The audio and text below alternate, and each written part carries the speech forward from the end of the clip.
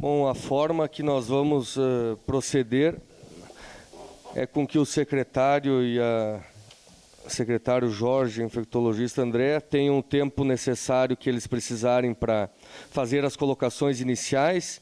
Após isso, cada vereador terá um tempo de 3 minutos para fazer as suas colocações. Então, de imediato, deixo a palavra, então, aos convidados. Eu sou o Jorge Castro, doutora Andréia. Então, ela vai fazer uma breve explanação sobre o que é a epidemia de coronavírus. Depois nós estaremos abertos a interrogatórios e questionamentos. Bem, o coronavírus é um vírus que vem dos animais, né? Ele infecta somente mamíferos.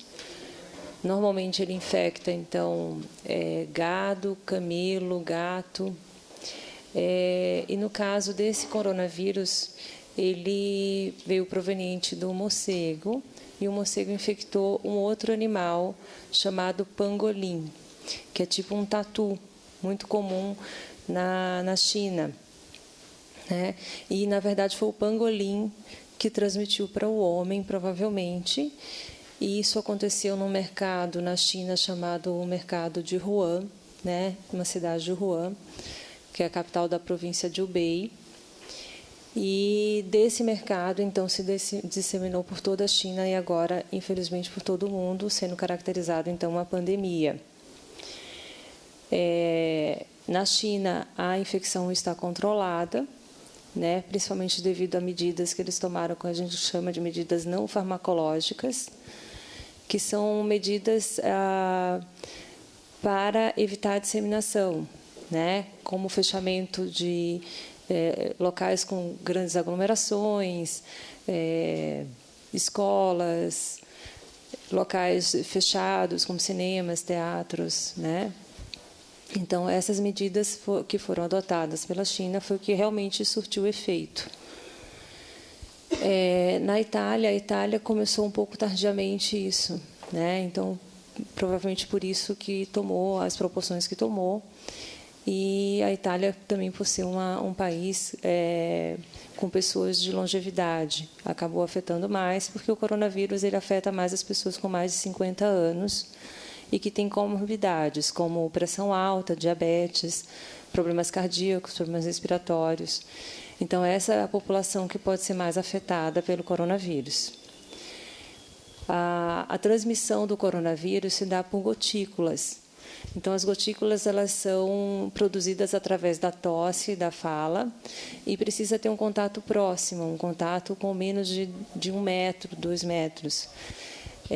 Então, precisa ser um contato próximo e pela tosse ou espirro. Como a pessoa também que tem o coronavírus pode passar a mão no olho, passar a mão no rosto, ou autossir, botar a mão na boca, né, ou no nariz, a mão também pode ser um veículo. A outra forma de transmissão é os aerossóis. Os aerossóis eles são produzidos quando a pessoa precisa de uma intubação ou quando a pessoa precisa de ser aspirada, de tirar a secreção, né, das vias aéreas. Então, nessas condições, isso pode, então, gerar aerossóis. Né? No mais, a máscara cirúrgica, então, é a indicada principalmente para a pessoa que está com o vírus, né? Porque a gente evita, então, a produção da gotícula, que a gotícula seja um veículo de transmissão. E o profissional de saúde em ambiente hospitalar que entrar em contato com esse paciente, o ideal é que ele use a máscara N95, né, porque ele pode necessitar de intubar esse paciente, então, por isso, a gente indicaria essa máscara. E, no caso de não necessitar de ser um contato mais curto e até em um ambiente, um paciente que está estável, até o profissional da saúde também pode estar utilizando a máscara cirúrgica. A pessoa também deve estar paramentada com avental, um avental impermeável e luvas. E, além disso, óculos de proteção também. Tá? Isso para a pessoa do profissional de saúde que vai entrar em contato com esse caso suspeito ou confirmado de coronavírus. A letalidade do coronavírus. O coronavírus, então, ele tem uma letalidade hoje estimada em torno de 2%. Só para se comparar, né, a letalidade dos outros 2 coronavírus que aconteceram em 2002 foi em torno de 10%, e em 2012, que foi outro surto de coronavírus que aconteceu nos Emirados Árabes, foi em torno de 30%.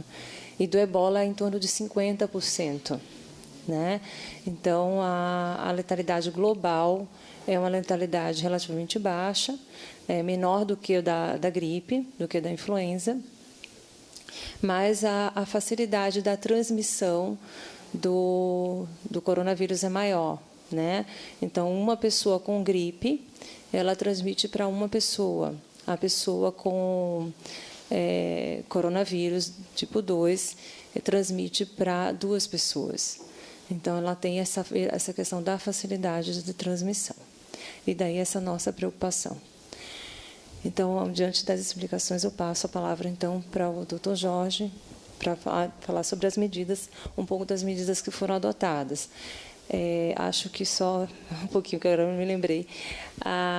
Em relação às medidas, a primeira coisa que nós fizemos, que a gente segue o plano de contingência nacional, existe o plano de contingência estadual, e nós elaboramos, então, o plano de contingência municipal. Esse plano de contingência municipal abrange, então, a primeira etapa, que seria capacitações. Então, nós fizemos capacitações presenciais para 419 pessoas, incluindo, então, os médicos, enfermeiros das UBSs, do SEIS, de toda a rede. Além disso, fizemos também capacitação para todos os controles de infecção dos hospitais e para os SESMITs das maiores empresas. E, além disso, nós disponibilizamos essa capacitação online. Foi uma capacitação que nós fizemos, inclusive, com a minha fala, né, além dos slides, para facilitar o acesso, e que as pessoas fossem multiplicadoras. Então, em todas as UBSs, nas reuniões semanais, nós orientamos que fosse, então, disponibilizada essa aula para que as pessoas que participaram colocassem essa aula e pudessem também tirar dúvidas dos demais. Nós também, então, incluímos um telefone funcional com WhatsApp para facilitar o acesso às UBSs, aos hospitais, e ele funciona 24 horas. Então, isso é para que as pessoas possam tirar dúvidas, principalmente nos hospitais, onde a gente percebe que existe maior número de dúvidas. Nós também fizemos a comunicação, né? Então, nós colocamos dentro da página da Secretaria da Saúde no Face orientações sobre a etiqueta respiratória, a higienização das mãos, inclusive vídeos também com essas orientações. Nós fizemos também para e-card, para divulgar em Instagram, em WhatsApp também essas orientações, folhetos também explicativos, que foram distribuídos em todas as UBSs. Também, quando a pessoa é notificada para a vigilância epidemiológica, essa pessoa já é orientada com relação ao isolamento domiciliar. Inclusive, nós elaboramos um termo de comprometimento do isolamento, que a pessoa assina, estando ciente, inclusive, da penalidade que isso pode acarretar caso ela não siga o isolamento. Também entregamos à pessoa um guia de orientação, que é o guia do próprio Ministério da Saúde sobre os cuidados domiciliares que elas têm que adotar. Principalmente de não compartilhar nada com ninguém, e, ao sair do quarto, usar a máscara cirúrgica. E nós fornecemos a máscara cirúrgica para essa pessoa, né, para que ela não circule na própria casa e não dissemine a infecção para os seus familiares. E também nós optamos por fazer, então, a coleta em domicílio, justamente para evitar que a pessoa tenha muito tempo exposta dentro da UBS, né? E diminuir também a exposição dos próprios profissionais da saúde, porque então ficam só aqueles profissionais relacionados à coleta em domicílio. Então, a pessoa que chega à UBS com uma suspeita, na recepção nós fizemos vários fluxogramas para várias situações. Esses fluxogramas, então, foram para atenção básica, para os hospitais, para consultório privado e... Estou esquecendo algum. Para pronto atendimento, né? Então, a orientação é que essa pessoa, ao chegar, ela vai na recepção, já vai ser feita a pergunta se ela teve febre, se ela tem sintoma respiratório, se ela viajou. E, se ela responder as 3 perguntas, ela já recebe a máscara. Ou se ela também teve contato com alguém confirmado ou suspeito, então ela já recebe a máscara. Ela é atendida prioritariamente. E, se a pessoa está estável, então ela é orientada a ir para casa, a UBS faz a notificação e a vigilância epidemiológica entra em contato com o SAD, que é a atenção domiciliar, para fazer a coleta.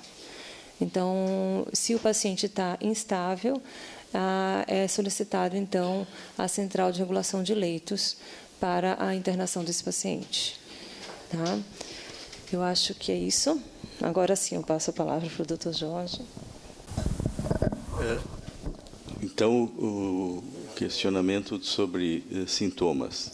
Então, os sintomas podem variar de nenhum, o paciente não tem queixa nenhum, mas tem o vírus, até a grave disfunção respiratória. O que se imagina nessa doença, que é uma doença nova, tem 4 meses de evolução, tá? O que se imagina é que somente quando ele é sintomático, tá, que tem sintomas respiratórios superiores, ele seja um transmissor. Mas o principal queixa dele vai ser sempre febre e sintomas respiratórios, que pode variar desde uma tosse a uma disfunção respiratória importante, uma falta de ar grave, até praticamente nada. Uma leve dor de garganta, uma febrícula e mais nada. Então, assim, a variedade de sintomas é muito grande. E imagina-se, então, que somente quando ele é sintomático, ele é um transmissor, mas isso também não é uma certeza. Ou então, o que a Secretaria imaginou? Nós estamos nos preparando há mais ou menos 2 meses para isso. O que foi feito primeiro? Uma reestruturação no setor de infecção da Prefeitura. Foi criada, então, uma comissão de infecção do município. Uma estrutura que é fora do sistema de vigilância sanitária. Essa comissão, então, vai se relacionar com a comissão de infecção dos hospitais. Ela foi composta por uma médica infectologista e uma enfermeira. Em seguida, o que a gente tenta... Como o Ministério da Saúde priorizou a atenção básica para combater a virose, o que a gente tentou fazer? Aumentar o número de médicos nas UBSs. Nós estávamos com um impedimento legal, porque tem um concurso em vigência. Eu não posso contratar ninguém enquanto não terminar de chamar o concurso. O concurso agora terminou. Então, os médicos vão assumir. Eu tenho mais 19 médicos do Mais Médicos. Quando todos eles assumirem, a gente vai verificar aonde que está a falta de médicos e vamos contratar. A ideia é que eu tenha todas as equipes completas nas UBSs e algumas UBSs escolhidas, que com o programa Médicos na Hora, vão ter um horário estendido. Essa na primeira fase. Na segunda fase, a gente sabe que isso vai ser insuficiente. Nós vamos, então, montar uma estrutura para receber somente os pacientes com queixas de coronavírus. Uma unidade fora das UBSs e fora das UPAs. A ideia é que o UPA não atenda essa patologia. Evitar ao máximo, para não contaminar os outros pacientes. Então, a segunda etapa foi fortalecer as internações hospitalares. O que eu vou precisar? Unidades de enfermaria de isolamento e leitos de UTI. Então, leitos de UTI é o problema maior.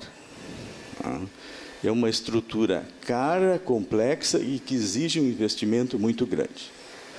Então, assim, a ideia é que se crie 13 novos leitos de UTI, fora do que a gente já tem. A rede do SUS tem 30 leitos. Seriam criados mais 13. Se isso não for suficiente, pode-se criar emergencialmente até 20. Mas esses 20 vão ser difíceis de se colocar em funcionamento, porque provavelmente vai faltar material. Ventilador, monitor, que é o que aconteceu nos outros países. Então, a gente está se preparando para uma situação grave. Se vai acontecer, isto é difícil de dizer com certeza. Não, vai acontecer assim. Não, provavelmente sim, mas não tem garantia nenhuma de que vai acontecer isso. Então, o problema nos países Itália, China, foi a UTI, a falta de UTI. Por isso eles tiveram aquela mortalidade enorme. Tenho conhecimento de um caso, né, que tem de suspeita também em Caxias, que são 2 crianças que viajaram com os pais para a Itália. E as crianças apresentaram sintoma 2 dias depois de sair da quarentena. E eles fizeram o exame, então, nas meninas, mas nos pais não foi feito, embora fizeram toda a viagem junta, estão de volta. Então, esse procedimento é o mais adequado. O secretário aqui falou de que, a princípio, se tem o entendimento de que a transmissão só faria a partir do momento que apresenta sintoma, e como, de acordo, os pais não apresentam sintoma, mas é uma preocupação. Além disso, a secretaria, aqui acho que você falou sobre a questão de um termo que a pessoa assina, se responsabilizando pelo seu isolamento e também já de acordo com as penalidades. O que seriam as penalidades para quem sai do isolamento? Existe uma orientação da Secretaria de Saúde ou uma indicação para Caxias, para o comércio, para os restaurantes, para os espaços de aglomeração? Já tem uma recomendação da vigilância se vão manter abertos, se não vão? E, além disso, também se puder disponibilizar a questão, o número do WhatsApp, né, que acho que não foi divulgado. Primeiro, assim, essas 2 crianças já foram descartadas, tá? Elas não têm o coronavírus. Elas vieram, eu conheço os 2 casos, tá? Elas realmente estavam sintomáticas ao chegar aqui da Itália. Elas fizeram uma coleta, se eu não me engano, foi na quinta ou na sexta-feira passada, e ontem já saiu o resultado. Ontem à noite, às 8 horas da noite, nós estávamos trabalhando na vigilância epidemiológica e nós ligamos para a mãe.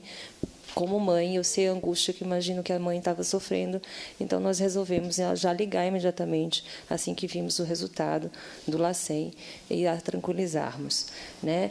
Nós seguimos a regra do Ministério da Saúde, tá? Então, o Ministério da Saúde, ele determina que tem que ser a pessoa sintomática para fazermos o exame. Então, nós não fazemos, mesmo que ele seja proveniente de um país com transmissão, nós só fazemos a coleta de pacientes. O que é definido como caso suspeito é a pessoa ter febre e sintoma respiratório e ter viajado para qualquer país, né? Então, se ele foi para a Bolívia ou se ele foi para Paris, para a França, ele vai ser coletado, né? Isso nos últimos 14 dias, tá? Essa é a definição que saiu na sexta-feira passada. Além disso, outro tipo de coleta é se a pessoa tem febre ou sintoma respiratório e tenha contato com um caso suspeito ou um caso confirmado. No caso, os pais não tinham sintomas algum. né, nem respiratório. Então, como eles não tinham nenhum sintoma respiratório, nenhum sintoma de febre, a gente até avalia um pouco mais, tá? Se a pessoa tem cansaço, se tem dor no corpo, vários outros sintomas, qualquer coisa a gente considera para fazer a coleta, mas realmente eles eram completamente assintomáticos. Então, por isso, nós não realizamos a coleta. Eu lembrei de duas perguntas, depois infelizmente eu não anotei, vou pedir só para repetir. A questão dos restaurantes, então nós temos orientação para a vigilância sanitária, tá?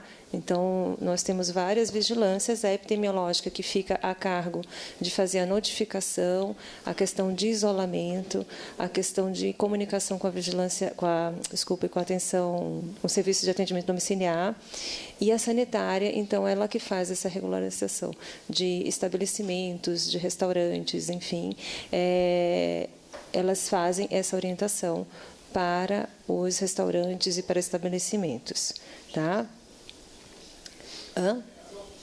Restaurante, não. A gente só orienta com relação... Nós seguimos a orientação da Anvisa, tá? Em que tem que colocar o álcool gel disponível à entrada, né?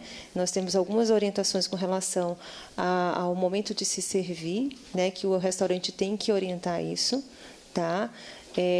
Nós estamos tentando estabelecer um outro meio de comunicação de forma que seja mais ampla para todos os restaurantes, porque hoje a gente está praticamente atendendo a demanda, né, as ligações, tá? Mas hoje mesmo está sendo feita uma capacitação na vigilância sanitária para isso, tá? Com a diretora Tanara, para que os fiscais e os técnicos da vigilância sanitária possam fazer algumas outras orientações e a gente pegar um público maior. Mas a gente se depara com outro problema, que a gente não quer fazer aglomeração, né, para fazer essas orientações. Então, a gente está pensando em uma forma que seja mais ampla de comunicação mesmo, tá? Para chegar a esse fim. Com relação ao termo de isolamento, de comprometimento de isolamento, existe sim uma lei, tá, em que se a pessoa, uma lei federal, que se a pessoa se negar a fazer o isolamento, ela pode ser punida com multa, e se ela transmitir para alguém, ela pode ser penalizada, e se a pessoa for a óbito, ela pode ser presa, tá? Então, por homicídio culposo. Então, a gente alerta isso, porque tem esse termo já, que tem um termo já que o próprio Ministério colocou nessa lei, e nós utilizamos dessa forma esse termo, para que a pessoa, e lemos inclusive para a pessoa, para ela ter ciência de que isso pode acarretar, né, para ela e para os demais. No fluxograma que nós fizemos para esses estabelecimentos de saúde, nós já colocamos o número da vigilância epidemiológica e o número do WhatsApp. E tivemos uma receptividade muito boa. Tenho vários colegas ligando e tirando dúvidas, o que a gente prefere que faça, né? Ao invés de ficar na dúvida, ou deixar passar um caso, ou pior, ou também fazer uma coleta que não seria necessário, né? Por quanto tempo esse vírus permanece ativo ou permanece vivo? Por quanto tempo, por exemplo, num ambiente que ele foi contaminado? Por quanto tempo ele vai continuar ficando vivo, ativo lá dentro daquele ambiente? Dependendo do ambiente, quanto mais frio, ele pode permanecer até 9 dias. Nessa superfície aqui, por exemplo, poderia ficar até 9 dias. Que é efetivo contra o vírus, né? Embora existam algumas coisas que estão circulando, infelizmente, nas redes sociais, que são equivocadas, né? É que o álcool é eficaz, né? O álcool a 70%, ele é o que mostra eficácia contra o vírus, e o hipoclorito, que é a água sanitária, né, a 0,1%, os dois são eficazes para o vírus, para eliminar o vírus de superfície. O hipoclorito ele já faz parte da higienização dos ambientes pela empresa que é contratada pela Secretaria da Saúde para a higienização. E, além disso, nós solicitamos a compra de álcool a 70% para disponibilizar nas bancadas, tá? para que os próprios profissionais da saúde, após o atendimento, eles possam fazer, e depois de 1 minuto ele já tem ação contra o coronavírus. Hoje no Jornal Pioneiro tem uma ampla matéria a respeito do despreparo dos hospitais a respeito do atendimento. E a gente recebe também muitas situações via WhatsApp. No meu caso, eu sempre faço a devida checagem, né, para ver se isso não é um fake ou se é uma coisa só para encher o saco mesmo, ou se tem uma veracidade. Mas tem um caso de uma senhora chamada Thaís Viesser Bianchi. Ela alega que o Hospital do Círculo não fez a coleta de diagnóstico do coronavírus. Ela apresentou alguns sintomas no dia 8 de março, e ela procurou o Hospital do Círculo, e ela se enquadra nisso, doutor André, que a senhora comentou a respeito da viagem, né? Ela viajou para a Argentina, passou por 4 aeroportos, fez passeios na Argentina com estrangeiros, e mesmo assim, com todas essas, ela fez a indicação, procurou o hospital e não mandaram, não encaminharam ao laboratório de referência qualquer tipo de exame. Então, isso tem se proliferado nas redes sociais e é verídico, né? Na semana passada, o secretário falou em 2 semanas já que isso, na semana passada o Hospital Pompeia, por exemplo, ele não tinha recebido nenhum tipo de informação por parte do município, ou algum encontro com parte do município, pelo menos foi me dito isso pela direção do Hospital Pompeia, isso segunda-feira passada. Se esses encontros eles têm acontecido realmente com os hospitais, tá? Se o protocolo de atendimento com os hospitais realmente tem falhas, porque tem vários casos, hoje no Jornal Pioneiro tem o caso de uma colega, inclusive, de Relações Públicas, Daniela Camargo, que procurou o Hospital Virvi Ramos. Também ela relata que existe foi um total despreparo do Hospital Virvi. Se realmente esse protocolo, os hospitais, o que precisa melhorar nisso e se há problemas. Uma segunda pergunta. O secretário falou em 19 médicos dos mais médicos, mas semana retrasada nós estivemos aqui numa prestação de contas do quadrimestre e ficou praticamente dito aqui que era muito difícil que esses médicos viessem num curto espaço de tempo. Então, qual é o tempo que esses 19 médicos do Mais Médicos estarão aqui? Isso é urgente ou continua valendo aquilo que foi dito há cerca de 1 semana e meia? Se as pessoas procurarem as UPAs, bom, a UPA numa segunda fase, o secretário Soro falou que não vai fazer esse atendimento. Então, as pessoas procuram a UPA, né? Tanto a UPA Central como a UPA Zona, mesmo que se faça toda a campanha de esclarecimento, as pessoas vão procurar. Quem apresenta algum sintoma, quais são os passos? Tem que procurar onde, como, de que forma e qual é o passo do servidor em função dessa situação, para que as pessoas não fiquem migrando para lá e para cá sem saber exatamente onde ir. E, por último, a gente recebe também informações de que os profissionais de saúde, que também é fundamental nesse aspecto, os profissionais de saúde do município eles estão faltando álcool gel nas UBS. Estão faltando máscaras brancas. Num caso aqui, eu vou abrir aspas, eu não sei se isso é verídico, uma pessoa me mandou, não tem máscara nem nas UBS para todos usarem. E o protocolo dispensa o uso de máscaras. O protocolo dispensa o uso de máscaras, embora a senhora já tenha explicado, doutor André, é importante reforçar qual é o protocolo, e os servidores de algumas UBS estão reclamando disso ou constatando isso. E quais UBS terão horário estendido nessa segunda fase? Porque já tem algumas que têm horário estendido, se isso vai se ampliar ou de que forma. Agradeço e parabenizo vocês pelo trabalho de explicação. Eu vou dar uma explicação geral e depois os detalhes a doutora conhece. Assim, realmente a gente está tendo problema com a rede privada. Tá? Eles não têm uma uniformidade de conduta. Tá? E isso está acontecendo. Quanto aos hospitais, realmente a gente tem feito reunião com eles. Eles estão tendo alguma dificuldade de transmitir isso aos profissionais deles. Tá? As UPAs, tanto as UPAs quanto as UBSs, tiveram capacitação. Eles tiveram essa uniformidade de conduta.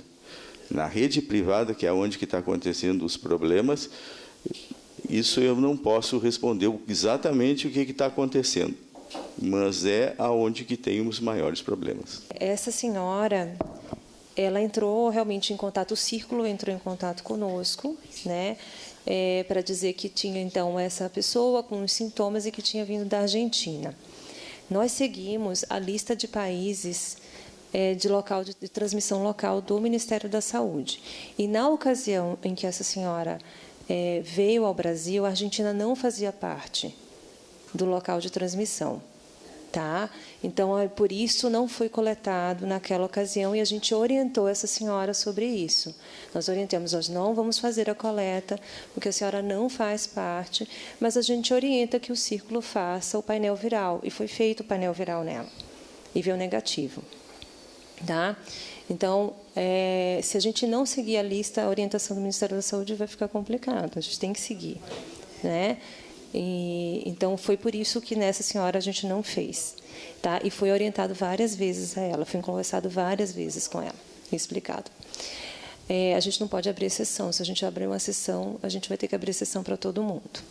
Né? Acho que o segundo caso, desculpe, o vereador, se eu me recordo. Sim, essa senhora também foi a mesma coisa. Ela não entrava como critério porque ela nem viajou para o exterior. Tá? Ela nem tinha feito viagem para o exterior, ela não tinha febre, ela tinha só sintoma respiratório. Então, Vivi Ramos realmente agiu corretamente, tá?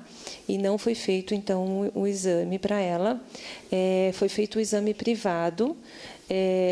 Foi enviado o caso dela, a gente aguarda então o resultado do exame privado. Com relação aos hospitais, então nós vamos nos reunir com alguns hospitais em que a gente está verificando que há o maior problema, tá? Então nós vamos nos reunir com a direção desses hospitais. Além disso, então nós ontem mesmo divulgamos os outros fluxogramas, tá? Para uniformizar, para facilitar o acesso à informação. Lógico, alguns hospitais, isso a gente deixa a cargo também do controle de infecção, com relação às orientações para esses hospitais, e nós fizemos, e o Pompeia participou da capacitação na quarta-feira passada, tá?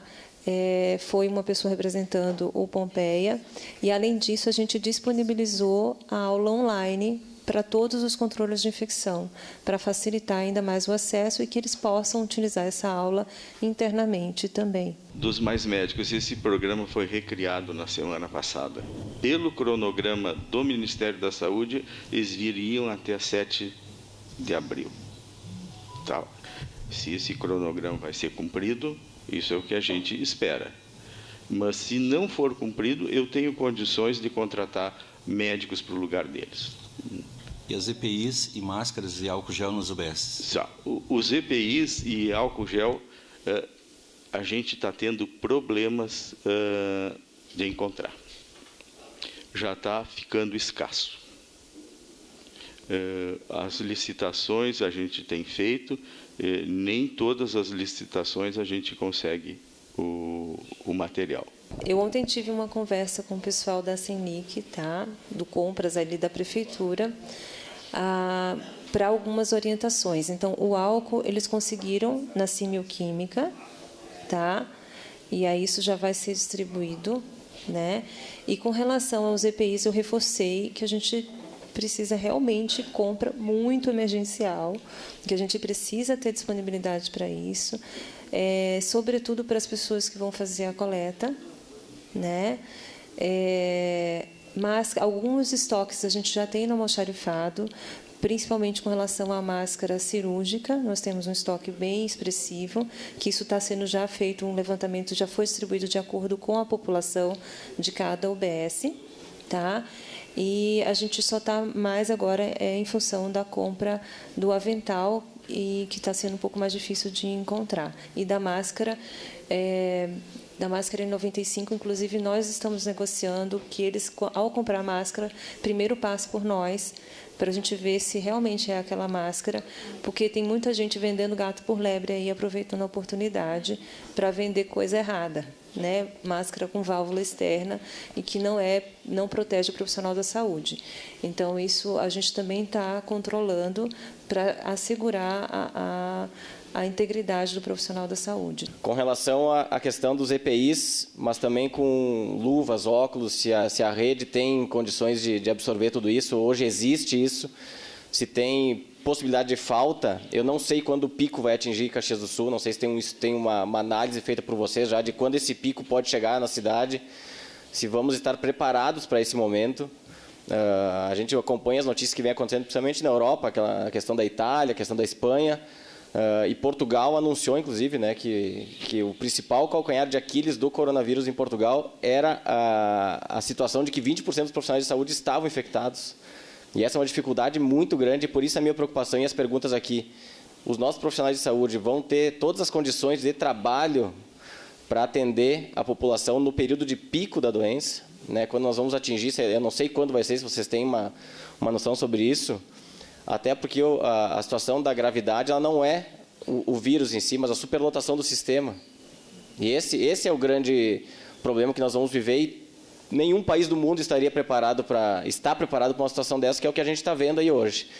Então, bem breve, se os profissionais de saúde terão esses equipamentos todos para fazer esse trabalho de atendimento no período de pico, que aí pode se prolongar se não tiver esses equipamentos. Inclusive, nós podemos ter falta de profissionais da saúde, em virtude também da contaminação dos próprios profissionais. E se essas roupas mais extremas, eu não sei como chama essas roupas que a gente vê os profissionais atendendo, principalmente na Itália, né, esse macacão completo, se isso tem possibilidade ou vai ter a necessidade de que Caxias do Sul também adquira essas roupas mais preparadas. A gente está trabalhando sempre com embasamento, né, científico, tá? Então, nós estamos seguindo as orientações da Organização Mundial da Saúde e do CDC, que é o órgão americano que controla a parte vamos dizer, de controle de infecção de todos os Estados Unidos. A orientação, inclusive nessa capacitação, eu fiz uma tabela baseada no que a Organização Mundial da Saúde orienta para cada situação o uso do material do EPI, do equipamento de proteção individual. Então, a tabela consta para o hospital, o que você vai ter que estar paramentado, desde a pessoa que faz a recepção, a triagem, a pessoa que vai aderentar o quarto, o higienizador, tá? No caso dos consultórios, dos ambulatórios, das UBSs, da mesma forma, né, a pessoa que está lá na recepção, o enfermeiro que pode fazer o acolhimento, o médico que vai atender, a higienizadora, a pessoa que vai fazer o transporte, né, como é que ela tem que estar paramentada. Então, tem toda essa tabela, né, que foi disponibilizada na capacitação, tanto online quanto em forma física, para que as pessoas soubessem como se proteger, né? Como nós falamos, a UEPI, né? Máscara cirúrgica a gente já disponibiliza, né? O que está sendo um pouco difícil é a questão do avental impermeável, de nós encontrarmos. E a máscara, a gente não encontra a máscara N95, mas uma outra que é equivalente, que é a PFF2, mas que a gente tem que ficar atento por causa dessa questão da válvula externa, que alguns estão vendendo um gato por lebre, né? E por isso que eu pedi para que todos os EPIs passassem por mim, para a gente poder ir pelos pneumologistas, para a gente assegurar que realmente é um equipamento que vai oferecer proteção ao profissional. A gente não pode admitir que seja um avental que não seja impermeável, por exemplo, né? Tem que ser um avental impermeável. Na orientação da Organização Mundial da Saúde, o que eles preconizam é o uso, então, quando você for atender o paciente, então, o avental impermeável, luva, a máscara, né, se você for gerar aerossol, tem que ser a N95 ou a PFF2, senão a gotícula é suficiente, e óculos de proteção. Então, nós já solicitamos a compra, fizemos um cálculo junto com o setor de compras, já estimando, né, um bom quantitativo para os profissionais de saúde que vão atender esses pacientes. E além disso, nós também previmos o álcool a 70%, a homotolia, que é aquele frasquinho onde você coloca o álcool, até papel toalha para passar o álcool a gente previu, tá? Temos alguns dispensers já no almoxarifado para colocar também nas UBSs. O dispenser é aquele aparelhinho que coloca na parede para o álcool em gel, tá? Mas lembrando que água e sabonete também é eficaz, tá certo? Para que a gente deixe realmente o álcool em gel mais para os profissionais da saúde, para facilitar a consulta entre um e outro, no caso de ter pressa. Então, para a população em geral, o que a gente tem que preconizar é álcool e sabonete, para não faltar álcool em gel para quem precisa. Né? Da mesma forma, a máscara cirúrgica. A gente tem que frisar isso, porque não adianta a pessoa sair na rua de máscara e luva, que ela não vai estar protegida. Né? Mais importante é ela ter aqueles cuidados da etiqueta, de tossir, espirrar, usar a dobra do braço, usar um lenço, né? Evitar aglomerações. Se tiver, na verdade, doente, nem sair de casa, né? De preferência, né? Se tiver só um resfriado, fique em casa, né? Para evitar a circulação. O pico é a probabilidade que nós estamos estimando é final de abril e início de maio. As UBSs que tem, seriam duas, o Risso e o Eldorado. O Eldorado vai ser o programa Médicos na Hora, e o Risso nós já tem horário ampliado, nós vamos ampliar as equipes que ficam à noite. Acho que as maiores dúvidas para mim também já começou ontem com as pessoas ligando para nós, vereadores, principalmente, que estamos na comunidade. Então, qual seria o procedimento a fazer quando a pessoa está com febre? Possivelmente pode ser que ela tenha contato, que a gente não tem, né, essa informação, se ela teve o contato com alguém de fora ou não teve. Mas a minha preocupação maior, acho que é a que vocês estão colocando, para que não tenha a superlotação, né, no sistema de saúde. Então, há uma equipe que poderia ir até essa casa, né, para fazer algum teste, algum tipo de, né, se ela realmente está com coronavírus ou é só, né, um sintoma, o assintomático, né, que não é uma gripe qualquer ou alguma coisa assim, para ela não sair desesperada até uma UBS, até uma UPA e não superlotar o sistema de saúde. Então, se há uma equipe, e que tipo de contato ela tem, qual é o número ideal para ligar? Tá? Então, acho que as pessoas já estão nos pedindo, e se eu tiver sintomas, se eu sofrer algum tipo de coisa, para quem que eu ligo? Para onde eu ligo? Então, eu gostaria só dessa clareza e dizer também, né, doutor Olavo, que eu faço parte do comitê de crise, e a gente sabe, só para esclarecer para os demais vereadores, que as compras já estão sendo feitas. Ontem conseguimos, graças a Deus, né, um lugar que tem álcool, então está sendo comprado já de imediato.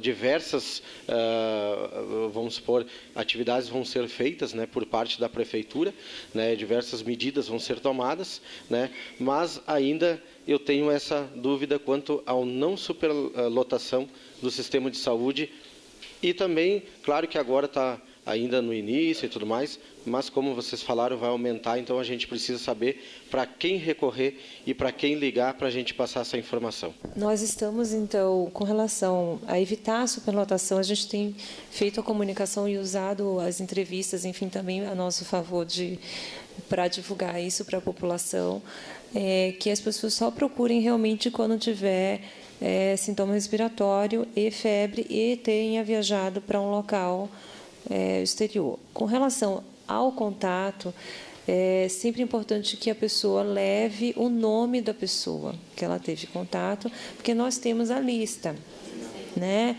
de pessoas que estão suspeitas, né, ou que tem um caso confirmado. Então, nós não divulgamos o nome, lógico, por uma questão ética. A gente não pode falar o nome das pessoas que são suspeitas ou que são confirmadas, mas a gente pede, então, quando essa pessoa adentra um hospital, enfim, ela diz, eu tive contato com uma pessoa suspeita. A maioria não sabe o nome da pessoa suspeita, né? Então, realmente é porque entrou numa situação de preocupação excessiva para não. Então, então a gente está estabelecendo uma rede. A gente quer utilizar o Alô Caxias para esse fim, né? 156, mas por enquanto a gente não está divulgando, porque a gente precisa preparar, né, a equipe do Alô Caxias para poder receber essa população, né? E uma coisa que a gente pretende utilizar é que não sei se eu posso divulgar a questão do decreto. Do decreto, sim, vai ser. A gente vai...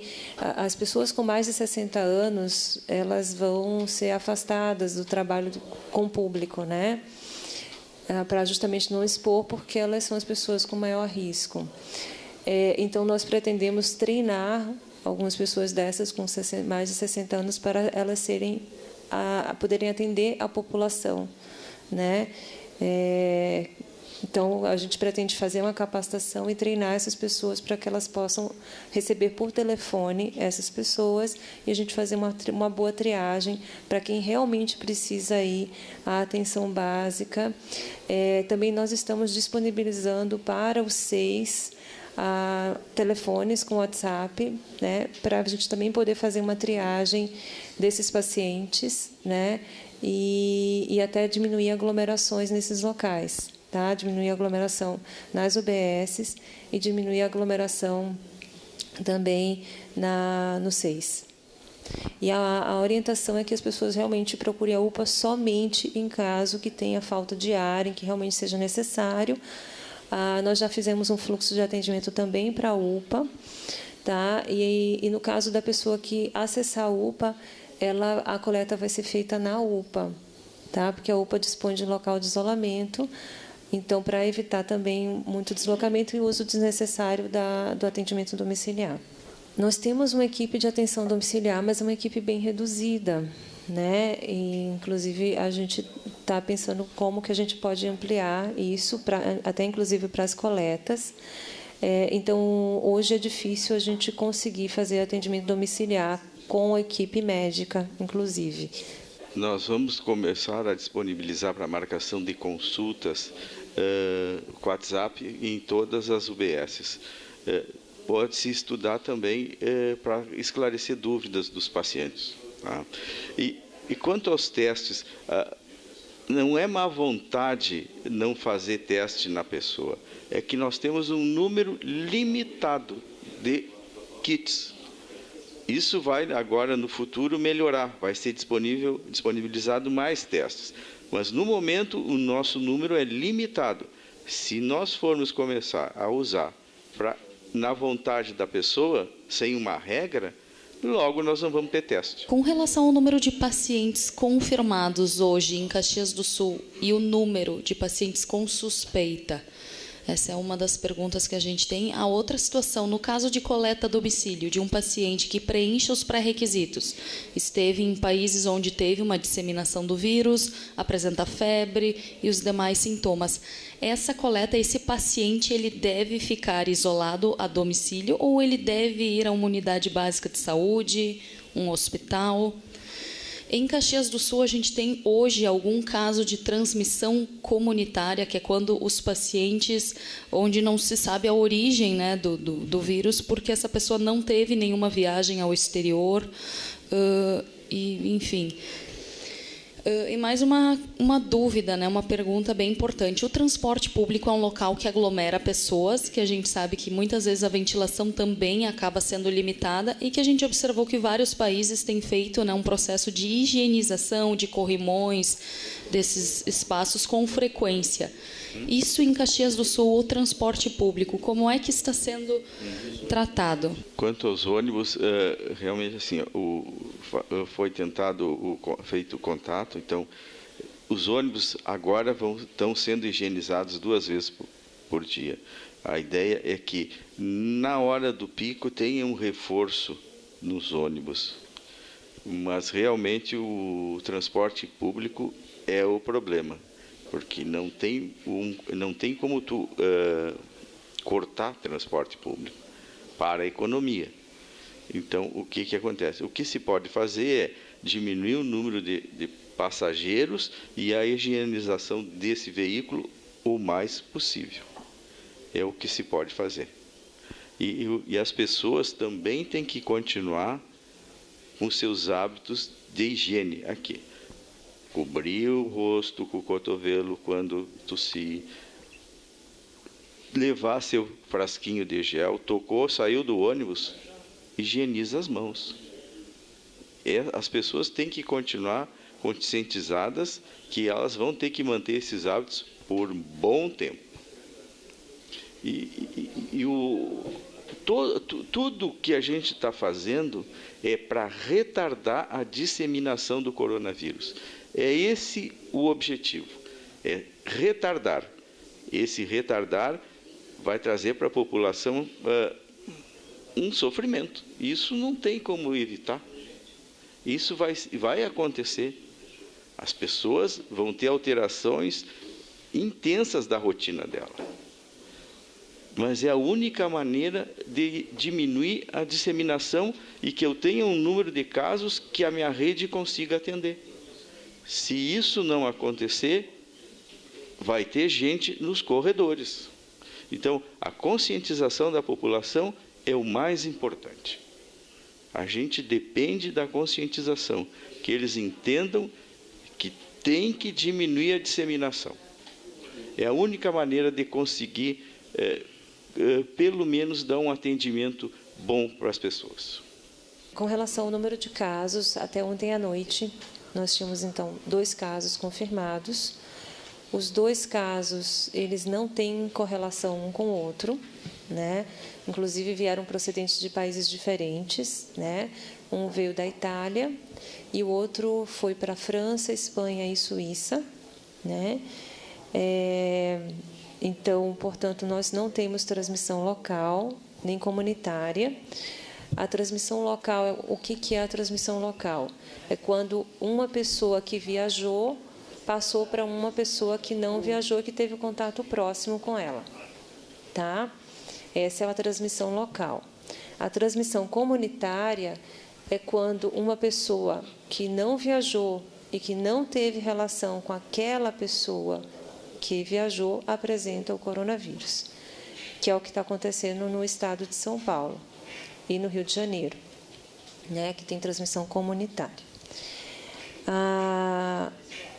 O número de casos, então, são esses 2 confirmados, 27 descartados e 12 suspeitos.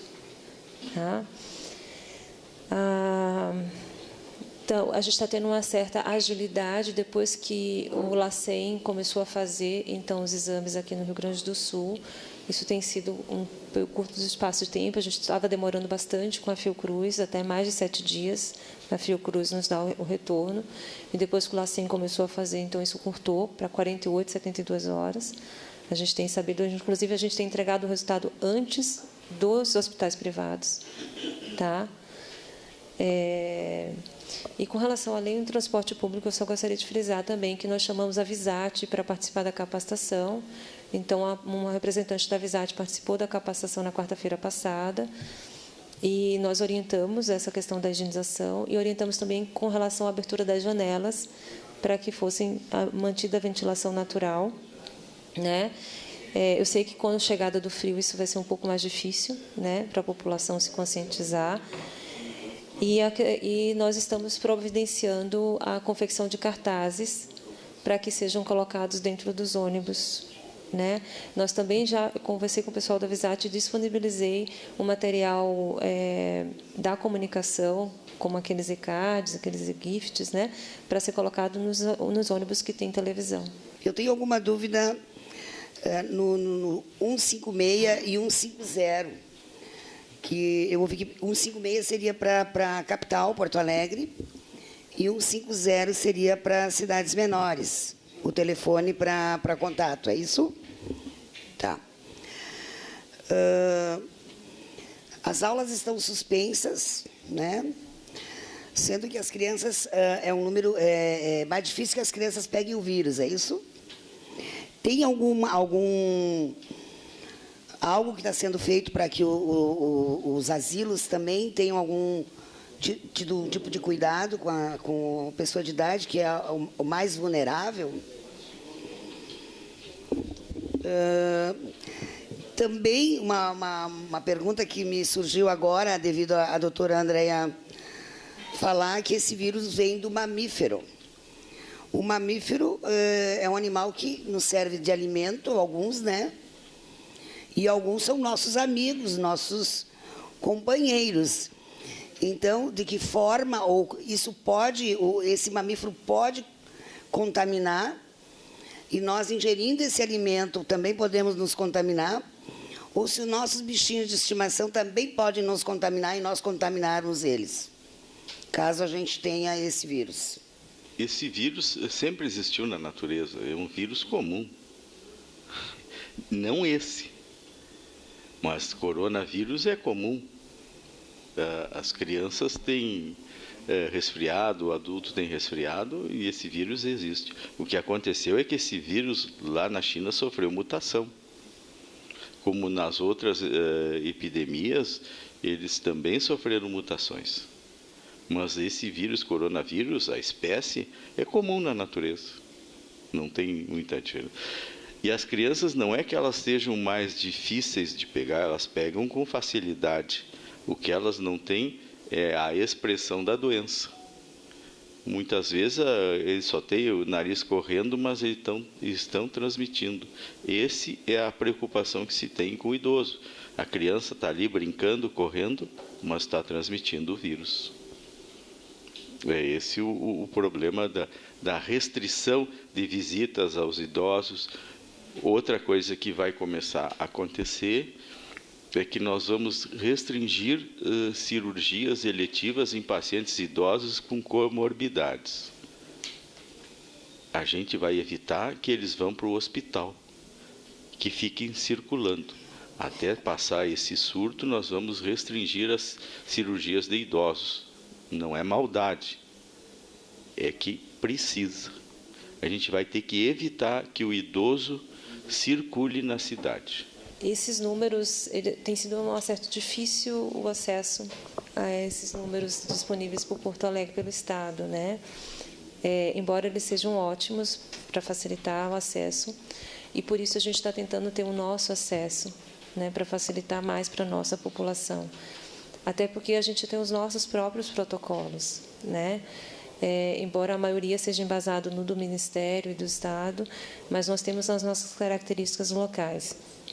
E é muito mais fácil que a comunicação seja mais próxima. Então, daí a gente está tentando organizar dessa forma para facilitar o acesso à população à informação. Não tem um número ainda definido? Por enquanto, não. Tá certo? Então, por isso que a gente está disponibilizando o WhatsApp para as UBSs, né? Então, como a pessoa já tem um vínculo com aquela UBS, que ela procure aquela UBS, a gente vai divulgar os números depois, né, para cada UBS, para que a população possa se identificar, e até porque a maioria já se conhece, né? Fica mais fácil o acesso. Eu entendo que o número seria bem mais prático, né? Exato. E a gente está com a ideia de usar o Alô Caxias para esse fim também, tá? E usar, então, essa população acima de 60 anos para que elas possam também ficar em um ambiente, vamos dizer, mais salubre para ela, né, sem exposição, em que seja um ambiente administrativo, né, em que ela não tenha contato direto com o público. Tá? A outra coisa com relação às crianças, né, é a questão do fechamento das escolas. Não existe um consenso, tá, com relação a isso, com relação aos infectologistas, tá? Porque a gente tem a preocupação de que a criança vai ficar com quem, né? Algumas vezes ela vai ficar com o idoso, né? Porque a pessoa não tem com quem deixar. Então ela vai ficar com o avô ou a avó, né? Então isso é uma preocupação nossa, né?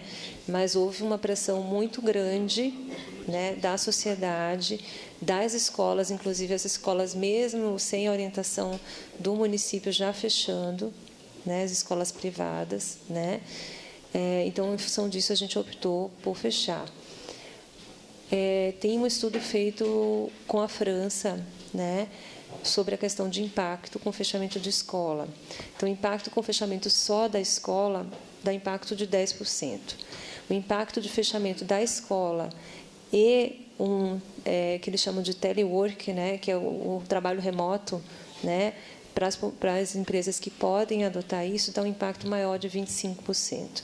Então, nós vamos sugerir ontem para o prefeito que a gente faça um trabalho junto com a SIC, né, para que as empresas que possam fazer trabalho remoto possam adotar o trabalho remoto, né, porque aí o pai pode ficar com o filho e não expor o idoso, né? Então, essa é a nossa sugestão. Nesse tempo, né? Exato, é a nossa sugestão, e a gente pede auxílio das empresas para que as empresas adotem isso e evitar a circulação também em transporte público, enfim, tudo, né? Então, essa é a nossa ideia com relação a isso. Os asilos. Nós temos uma regulamentação do Estado para as instituições de longa permanência em idosos, né? Nós já repassamos via vigilância sanitária e via núcleo do idoso essa orientação para todas as ILPIs, tá? Para que elas estejam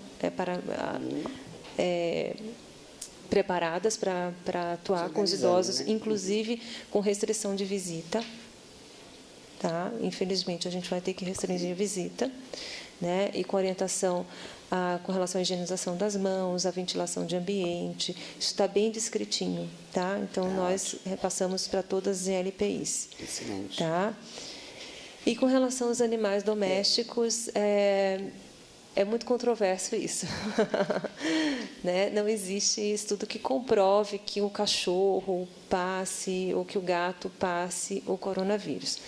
O coronavírus, alguns coronavírus podem realmente infectar animais. A gente não sabe o papel do animal doméstico como veículo de transmissão, tá? Isso não está claro.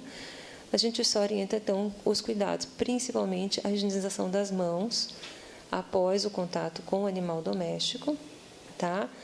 E evitar levar ele passear também, então. Vamos deixar em casa, eu acho. Não. Com relação a isso, não. Porque o animal ele não vai passar se ele não tiver o contato direto. Se ele estiver passeando, ele não vai transmitir para ninguém, né? Mas não existe esse consenso. Existe até uma normativa do Conselho Federal de Medicina Veterinária sobre os cuidados com animais. Tá bem fácil de achar isso no Google. Está bem orientadinho com relação a isso. E a orientação é basicamente essa: higienizar as mãos após o contato, né? E evitar a lambedura. Só para ajudar aqui também, que eu já recebi do Executivo e ajudar nossos doutores aqui. Então, o número 150 é a Secretaria de Saúde Estadual, tá? O 150, 150, 156, Alô Caxias, e depois, até ontem, quando nós estávamos nas reuniões, vão ser disponibilizados 85 telefones que vai ser para as UBS. Você está prevendo um pico para o final de abril. Tem algo que se pode prever depois, atingindo aquele pico, a volta, o pico de volta, se é que existe isso? Eu sou muito questionado, bom, mas vamos ali no mês de abril atingir o ponto máximo. Até quando? A população nos pergunta, a gente precisa ter resposta. Nós estamos dando praticamente entrevistas diárias, né, em todos os veículos de comunicação, né, rádio, televisão, né, jornal. Né? Nós estamos sempre abertos a todos esses veículos, tá? E eu acredito que a comunicação está sendo efetiva, a gente consegue atingir um bom público, né? Com relação ao pico, nós estamos trabalhando justamente para que a gente não chegue a isso, né? Existe um gráfico que está circulando e que esse é verídico, esse é bom, né? Não é fake news, sobre as medidas não farmacológicas que nós chamamos, que é justamente essas medidas que nós já estamos adotando com relação a principalmente eventos em massa, né? Aglomerações, as escolas, né? A conversa com as empresas com relação ao trabalho remoto, né? Isso aí diminui a circulação das pessoas e, sobretudo, das pessoas acima de 60 anos. Então, a gente espera que isso tudo é uma coisa que a gente tem que pensar no pior para não ter que usar o pior, né? Esse é o objetivo. Então, a gente está querendo justamente adotar todas essas medidas não farmacológicas agora, que é o que os estudos estão mostrando que causam realmente impacto, para que a gente não chegue à possibilidade de ter um pico no final de abril, em maio. Exato, a gente está trabalhando, eu sempre digo, a gente tem que trabalhar com prevenção, não com um problema, né? E é isso que a gente está adotando agora no momento. Quanto ao que vai acontecer depois, porque esse vírus vai ficar no nosso meio, a gente não tem ideia do que vai acontecer. Ele vai ficar no meio. Se isso aí vai ser sazonal, como uma gripe, não se sabe. Nós vamos ter que aguardar para ver o que exatamente vai acontecer quando esse vírus permanecer no nosso meio. Dia 5 do mês que vem, nós temos uma reunião, só vou dar como exemplo, uma reunião sobre um calçamento de uma rua lá no Monte Ibérico. Vai ter 100 pessoas lá? Não sei. De repente vai ter 40, de repente vai ter 50, 80. Isso aí permanece ou não? Eu sei que as festas das colheitas já foram suspensas. Eu sei que o futebol já foi suspenso, né? Outra pergunta, assim, sobre... que eu estou fazendo as perguntas que me fizeram nos últimos dias. Por exemplo, como que fica a situação da Marco Polo, da Randon e tantas outras empresas aí que tem vários trabalhadores que trabalham junto, inclusive os trabalhadores que vão para outros países e voltam? Como fica, por exemplo, as festas de comunidade? Vou dar um exemplo, lá no Planalto, nós temos a comunidade Nossa Senhora de Caravaggio, que o dia 17 de maio, está longe ainda, 17 de maio, tem a festa da comunidade. Tem 1000 pessoas? Não, mas tem 210 ingressos, que é o tamanho. Isso aí, por enquanto, permanece ou não? E tantas outras, como pergunta assim, nós temos uma escola infantil lá no bairro que tem lá 137 alunos, particular. Isso aí permanece de trabalho ou não? Esse decreto de ontem vai responder isso, né? Eu gostaria, como tem gente nos assistindo, que o senhor pudesse responder, falar desse decreto ontem do prefeito, né? A suspensão da festa da colheita, se as outras festas também foram. Pergunto também o seguinte, mais a última pergunta. A festa da colheita foi suspenso, mas vou lhe fazer uma pergunta, secretário. E, por exemplo, o Panela Véia vai ser suspenso? Tantos outros locais, festas, que tem aglomeração de muitas outras pessoas. As pessoas estão me perguntando isso. Justamente isso eu tenho pergunta.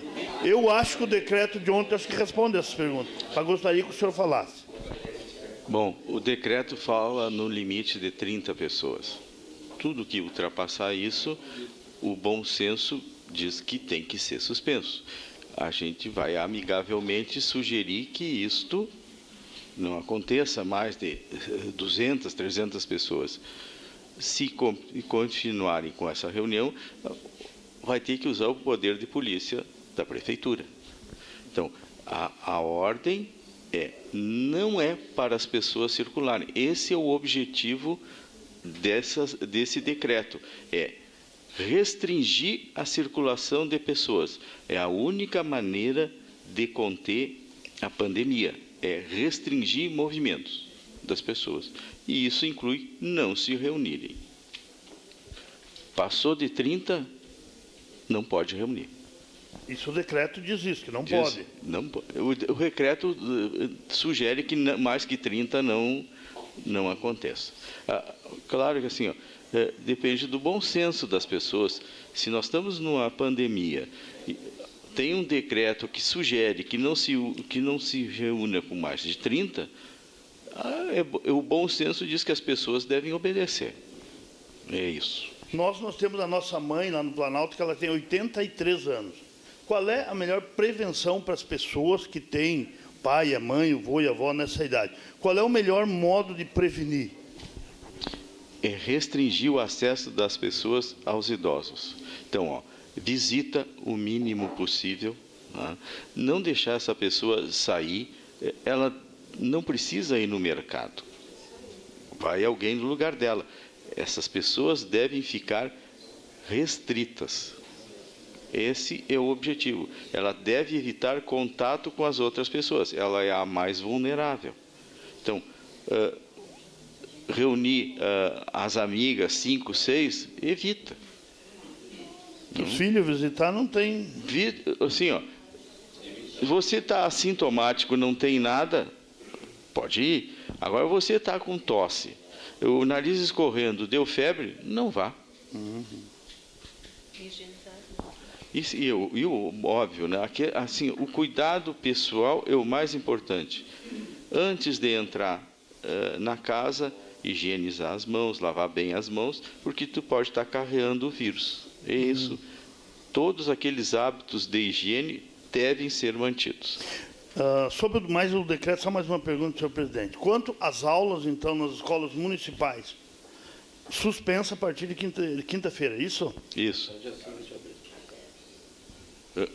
o decreto é 15 dias e no final dos 15 dias vai ser reavaliado. Se nós estivermos no pico da pandemia, pode ser prorrogado. A questão do CES, o Centro Especializado de Saúde, nós, pelo menos eu, fiquei sabendo que estamos com alguns problemas que poderiam ser evitados. É um lugar que todo mundo sabe que é um volume gigantesco de profissionais, servidores, da população. Temos o laboratório do Pompeia lá, temos pediatria no 2º andar, temos a pneumologia infantil, temos o CAIS mental. Então, são vários setores. E o que acontece, o que está acontecendo lá?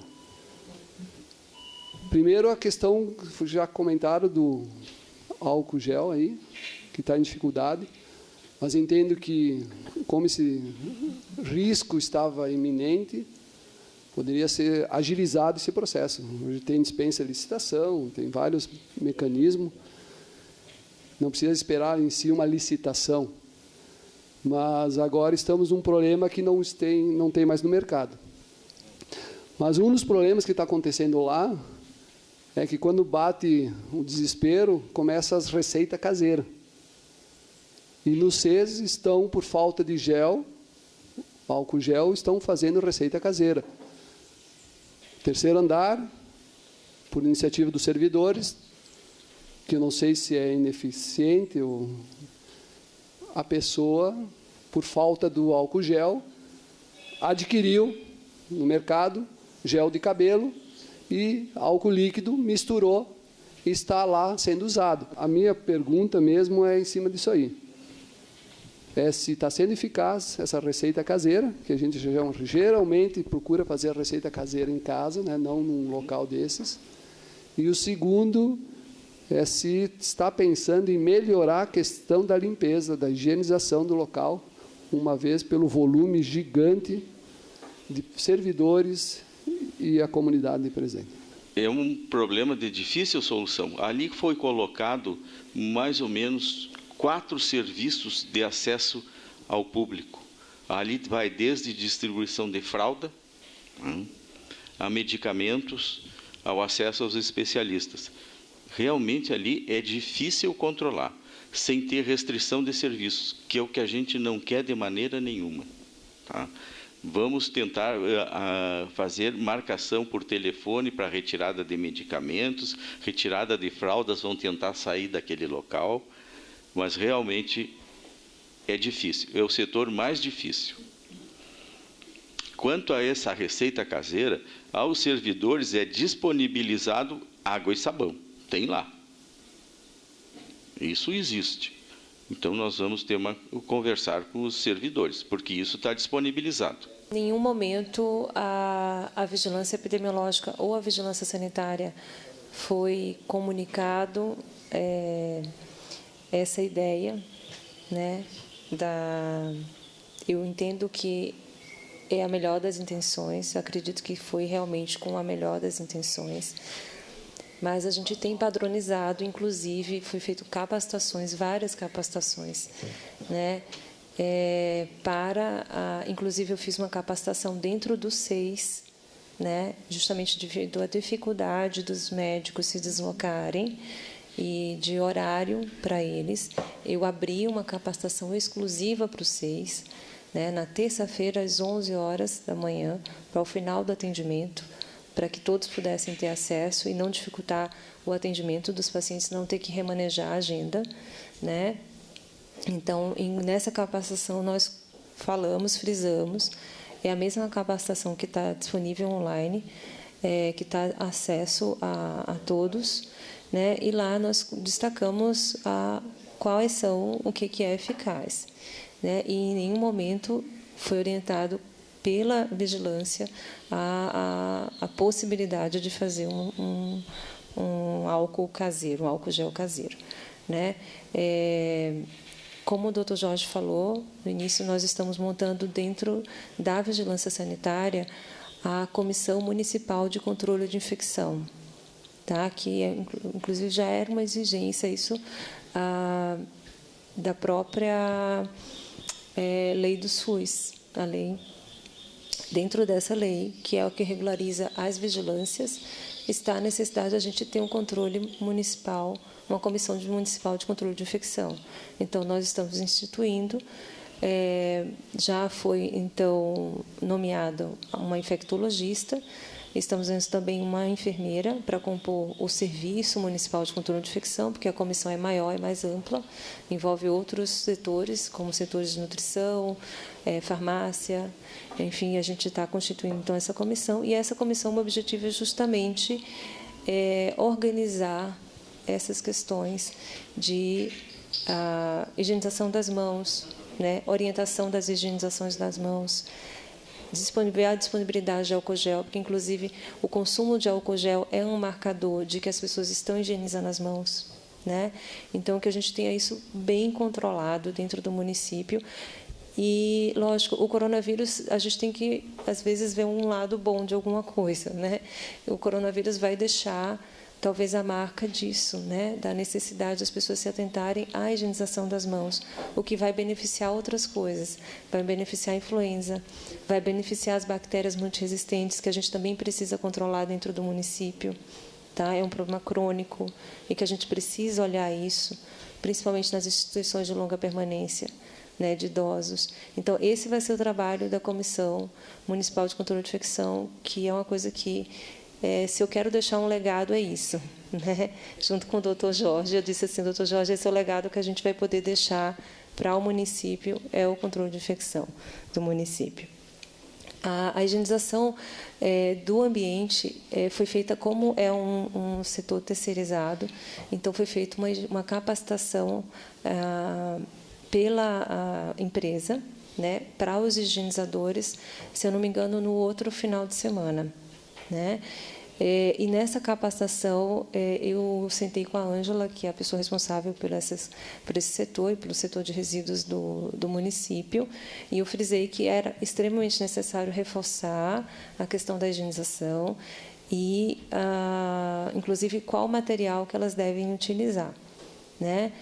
O multibac, que é utilizado por essa empresa, ele não tem ação para o coronavírus comprovado, né? Não existem estudos para isso, mas a gente orienta que ele seja usado para retirada da matéria orgânica. Então, se tem assim resto de sangue ou de secreção, o álcool não vai funcionar para aquilo. Então, ele tem que usar o multibac e depois usar o álcool a 70% para também cobrir o coronavírus. Então, tudo isso foi orientado para a higienização. E eu agradeço o apontamento. Se realmente isso está acontecendo, eu vou verificar com relação à higienização dos SEIs, porque isso não foi a orientação que nós demos, tá? Que a orientação de todos os setores tem que ser reforçada. E eu agradeço o apontamento do vereador sobre isso. Qual é a fase da epidemia que nós estamos, da pandemia, né? Que são fases. Qual é a fase que nós nos encontramos neste momento? Então, existe a fase de contenção e a fase de mitigação. A fase de contenção é a fase que nós estamos, em que a gente não tem transmissão comunitária, né? Nós não passamos de 100 casos e nós não temos 5 gerações de transmissão. O que seriam 5 gerações? Então, uma pessoa que viajou transmitiu para uma, essa transmitiu para outra, essa transmitiu para outra, essa transmitiu para outra. Então, se a gente passa dessas 3 situações, a gente entra, então, na fase de mitigação, tá? Então, hoje, nós estamos na fase de contenção. Na fase de contenção, porque nós temos apenas 2 casos confirmados e não é transmissão local, nem transmissão comunitária, tá? Nós estamos nesse planejamento justamente para, se a gente chegar à fase de mitigação, a gente está preparado. Nessa fase de contenção, é isso que nós estamos fazendo. A capacitação da rede, a organização da rede para receber os casos, a contenção da disseminação, né, com essas medidas não farmacológicas, e a comunicação, né, que a gente faz através, então, da rede social, principalmente, que a gente acha que o acesso à rede social é muito maior, né? Então, por isso, a gente trabalha bastante na página da Secretaria da Saúde, e nós colocamos um link dentro do site da Prefeitura para mais fácil acesso à população, porque o link da vigilância epidemiológica ficava bem escondidinho dentro da página. Então, nós solicitamos que a comunicação colocasse um link mais fácil dentro da página da Prefeitura, em que a pessoa clica ali e sai as informações sobre o coronavírus. Então, acho que difusão de informação verídica, informação técnica, é extremamente importante numa fase que a gente está vivendo de tanta fake news. Então, que a população tenha realmente acesso a isso. E o próximo, então, a gente já está fazendo isso, se preparando para a fase de mitigação, que aí, nessa fase, a gente tem que pensar no número de leitos. Existe já uma base de cálculo para isso, nós já fizemos essa base de cálculo para estimar quantas pessoas podem ser infectadas e quantos leitos de UTI podem ser necessários. O atendimento online que foi falado, que na minha opinião deveria ser o quanto antes melhor, o atendimento para as pessoas não saírem de casa para ir buscar atendimento. E vocês falaram que seria no Alô Caxias. Eu queria saber entender isso para não misturar, porque o Alô Caxias hoje já tem uma série de demandas. Então, se vai ser separado, eu acho que entender isso, Porque eu penso que o atendimento online ele é urgente ter o nosso número, porque nós estamos numa realidade diferente do Estado, diferente do Brasil, Então, termos o nosso número e divulgar o quanto antes. Eu não entendi se existe já disponível a coleta domiciliar, para também a gente poder, como vereadores, ter esse conhecimento e divulgar. Uma outra pergunta, doutor Jorge, que o senhor falou em relação a ter um local para que as pessoas que tenham sintomas procurem, que não seja as UBS e os hospitais. E qual é o momento? Que isso aí também eu acho bacana, assim, quanto antes, melhor, porque aí também não mistura. Eu vivi a crise do H1N1 e nós pedíamos para as pessoas não irem para o hospital, porque elas estavam indo onde elas se contaminavam.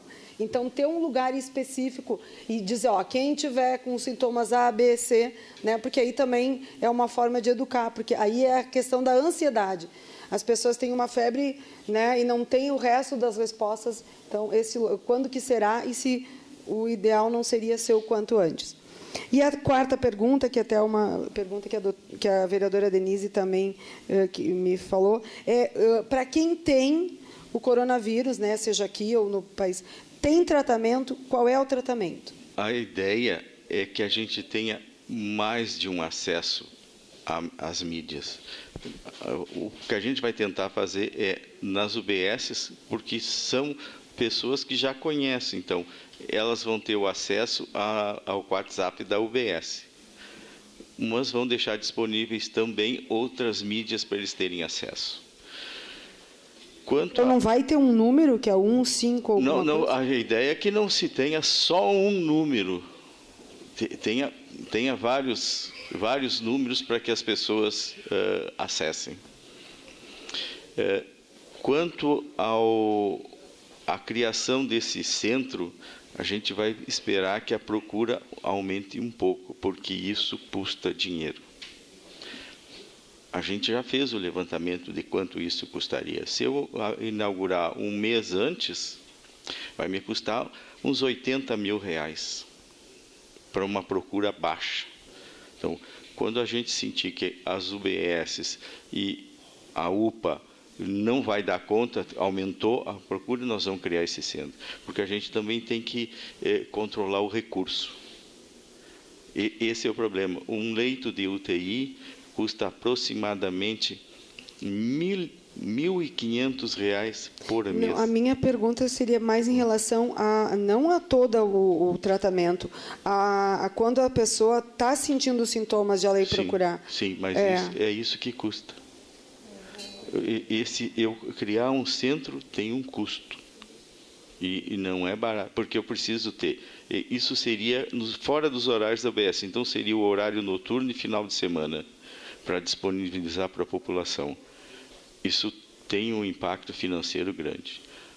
E, por exemplo, um leito de UTI custa R$1.500 por dia. Então, a gente tem que controlar isso, porque senão não há orçamento que aguente. Não é essa a minha pergunta, doutor Jorge. Qual?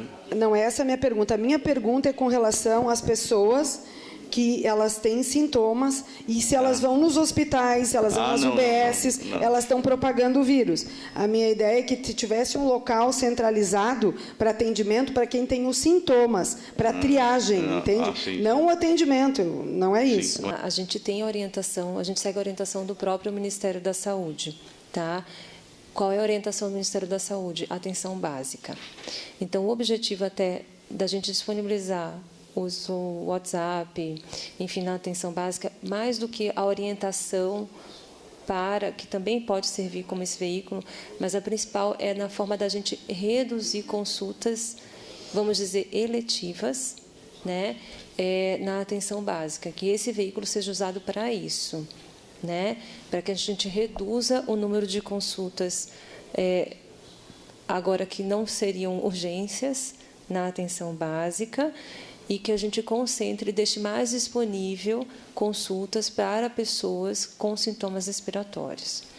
Tá? Então, a atenção básica vai ser onde as pessoas que têm sintoma respiratório, febre, podem procurar. Para evitar, inclusive, a gente tem divulgado bastante isso nos meios de comunicação, nas entrevistas, sobretudo, que as pessoas procurem atenção básica e não procurem UPA, não procurem pronto atendimento, porque é onde vai estar idosos, imunossuprimidos e que realmente precisam estar nessa linha de frente, na UPA e no pronto atendimento. Lembrando que 80% das pessoas com coronavírus vão ter resfriado comum. Tá? Então, por isso, o local de atendimento dessas pessoas tem que ser atenção básica. Né? Então, quem que deve procurar UPA e pronto atendimento? Quem está com falta de ar, quem está com sinais de gravidade. Tá? Então, essas pessoas é que tem que procurar UPA. Inclusive, quando a pessoa faz a questão do isolamento dentro dos cuidados domiciliares, está a orientação de que ela pode evoluir com falta de ar e que, nesse caso, ela tem que entrar em contato direto, né, com a atenção básica, ou aí, nesse caso, ir para a UPA. Né? Porque aí ela está com falta de ar. E nesses casos que têm evoluído com falta de ar, com insuficiência respiratória, a intubação precoce ela é fundamental. E a gente não pode usar aquele que a gente chama de medidas não invasivas, né? Porque isso gera mais aerossol e mais contaminação. É o que é eficaz para o tratamento do coronavírus. Então, já te respondendo a outra pergunta, o tratamento é de suporte, né? Existem vários estudos sendo realizados, vários ensaios clínicos com medicações, inclusive com medicação que é usada para o HIV, né, que é o Caletra, o Lopinavir, Ritonavir. Existe um ensaio clínico agora acontecendo nos Estados Unidos com uma medicação nova chamada Remdesivir, mas essa medicação ela nem é aprovada pelo órgão americano que libera as medicações, que é o FDA, para isso ainda. Então, é tudo ensaio clínico. Isso possivelmente vai estar publicado em artigo científico início de abril, que é quando a gente vai ter o pico da nossa epidemia. Então, pode ser que ali, quando a gente tenha o pico, a gente tenha medicação disponível para isso. É o que a gente espera, não garantimos. Porque aí tem a questão da aprovação da Anvisa, tem a questão de acesso à medicação, de custo de medicação, de compra de medicação. Então, não é tão simples assim.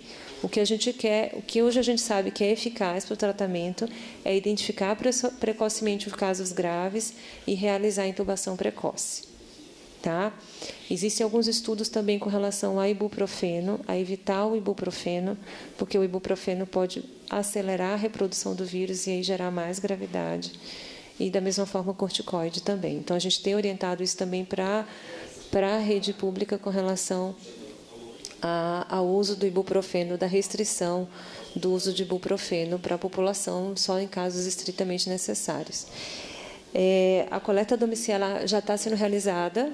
Tá? Nós já tivemos coletas domiciliares, inclusive no sábado e no domingo, tá? Elas podem ser realizadas, porque o SAD...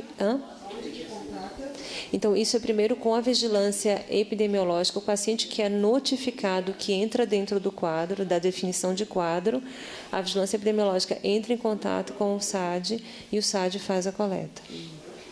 Tá? Eu acho que, com relação ao Alô Caxias, então, a gente quer estruturar o Alô Caxias para que seja a fonte de procura de informações sobre o coronavírus, também focando que as pessoas principalmente procurem isso pela internet, né, que eu acho que é o melhor meio de comunicação. Mas, em caso de dúvidas sobre esclarecimentos do coronavírus, a gente vai tentar concentrar isso no Alô Caxias. Mas aí, como eu falei anteriormente, a gente vai tentar usar essas pessoas que sejam com mais de 60 anos, capacitá-las para que elas possam estar integradas ao serviço e ver realmente da capacidade. Isso é uma ideia, tá? A gente realmente não tem estruturado isso ainda. Essa ideia surgiu na sexta-feira passada, então a gente realmente tem que sentar, estruturar e ver a possibilidade disso acontecer. Tá? Mas seria diferente, é uma equipe específica. É uma equipe específica para o coronavírus. Não tirando o que hoje já é o Alô Caxias, mas vendo a possibilidade da gente incluir mais uma linha ali dentro do próprio Alô Caxias que direcione para o atendimento do coronavírus. E as UBSs, o uso do WhatsApp nas UBSs e no SEIS fique mais restrito para a gente reduzir as consultas de atendimento dessa população, consultas eletivas, como nós chamamos, né?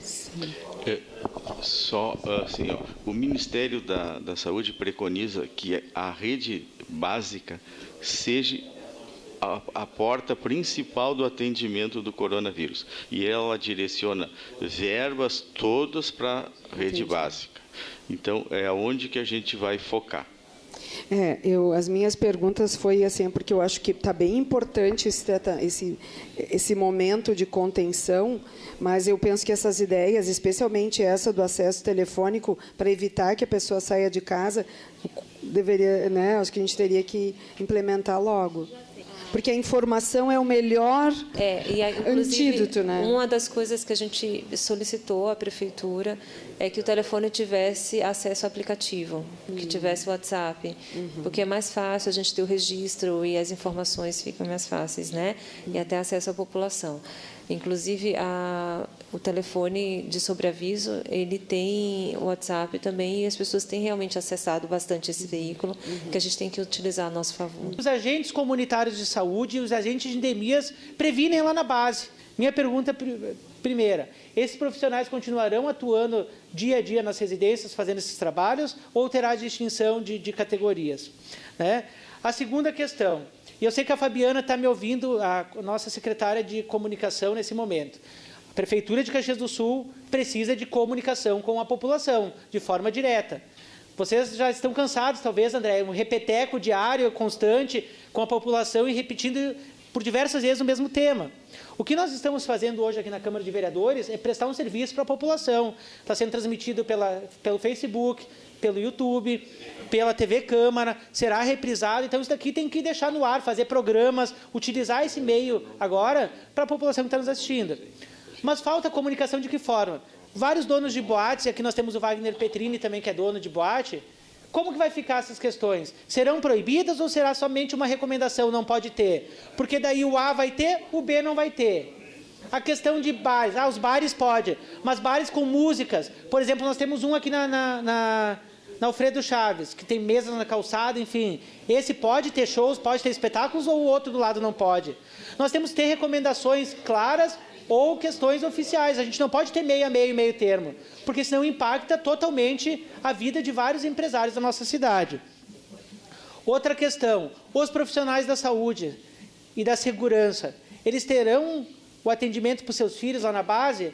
Ou outras questões, por exemplo, as escolas, 40 mil crianças estão sendo impactadas da educação infantil e da educação de ensino médio e municipal, né? Os pais continuam circulando normalmente, seja nas empresas, no dia a dia com a população, táxi, Uber, né? Olha o Uber, por exemplo, é contato direto com a população. Qual que é a recomendação para esses pais quando chegam em casa com os filhos? O contato está tendo. Né? Então, daqui a pouco já estão em quinto, sexto contato com pessoas que têm, né, o vírus daqui a pouco, né, Andréia?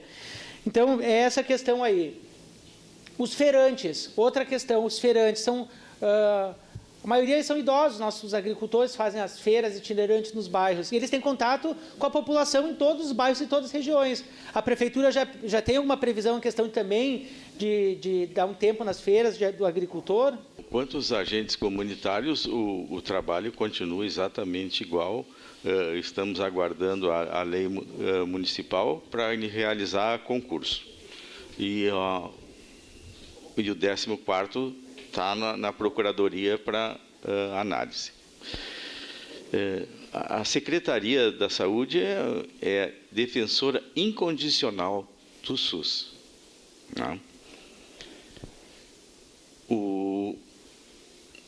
Realmente, assim, quem está levando à frente todo é a rede pública, que está fornecendo kits, é o que está levando a rede privada. Eles não têm acesso aos kits. Quem tem é a secretaria.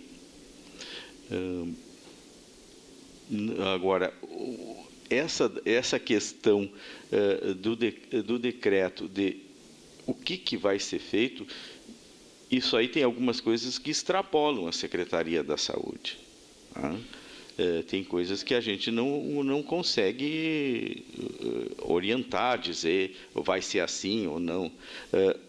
A ideia do decreto, e é isso que as pessoas têm que entender, esse decreto foi feito para restringir mesmo, é para restringir movimento. Não adianta fazer um decreto e ter o bailão lá com 500 pessoas. É esse o problema. O decreto foi feito para restringir movimentação. Se as pessoas vão seguir ou se vão ser obrigadas a seguir, isso aí é o que vai ser discutido. Mas a secretaria não pode simplesmente ter essa posição. O secretário vai proibir tudo. Isso é uma questão política que tem que decidir o conjunto. Com relação aos profissionais de saúde e segurança, da mesma forma que para as outras pessoas, né, que necessitarem, elas vão ter acesso, sim. E, além disso, os profissionais de saúde e os profissionais de segurança, eles também fazem parte da população que tem acesso à vacina da influenza, né, que está dentro do grupo de risco para a vacinação de influenza. Porque, lembrando que a influenza, que é a gripe, né, ela sim mata e interna a criança, né, diferente do coronavírus. Tá? O coronavírus ele não tem letalidade para a criança, né? A influenza sim, né? Então, agora vai começar a campanha no dia 23 de março, tá?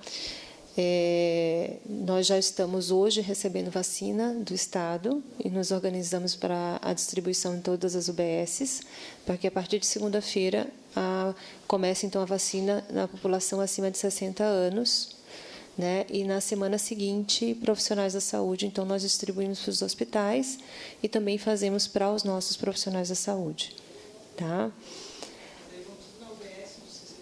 Exato, é isso que a gente está querendo entender.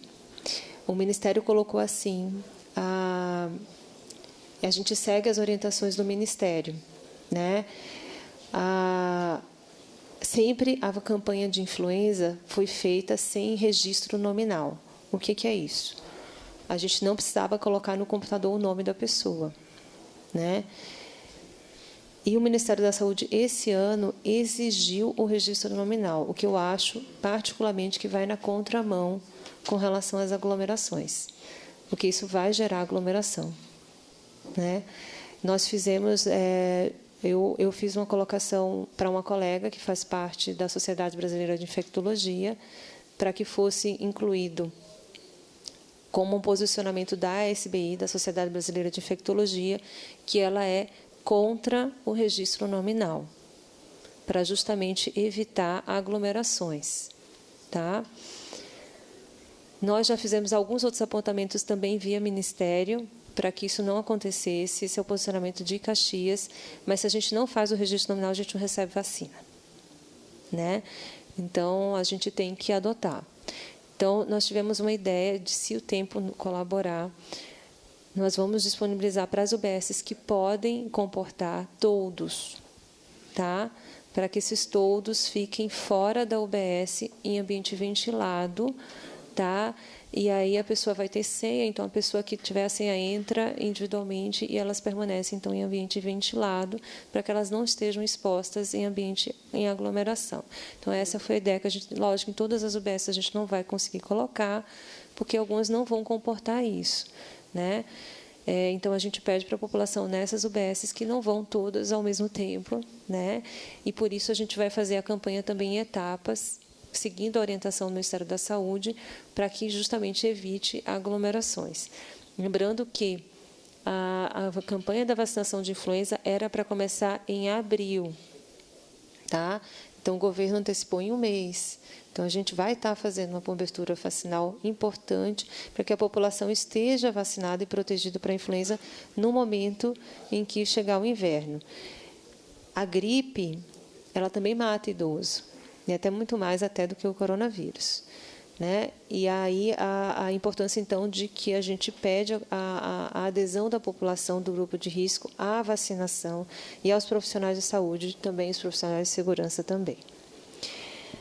Com relação ao Uber, a vacina ela não está contemplada, tá, para Uber, nem táxi, nem motorista, apenas as pessoas que dirigem esses veículos e que estejam dentro do grupo de risco. Então, se é uma pessoa que tem asma, é uma pessoa que tem algum problema de imunidade, é uma pessoa que está acima de 60 anos, inclusive esse ano vai ser incluso as pessoas com mais de 55 anos para a gripe. Tá? A primeira etapa é acima de 60, final acima de 55. Tá? Então, essas pessoas vão ter acesso. Já existe uma orientação também do Ministério para esses veículos, com orientações de manter o ambiente ventilado, de higienizar as mãos, né? Então, existe já essa orientação também do Ministério para esses veículos. Tá?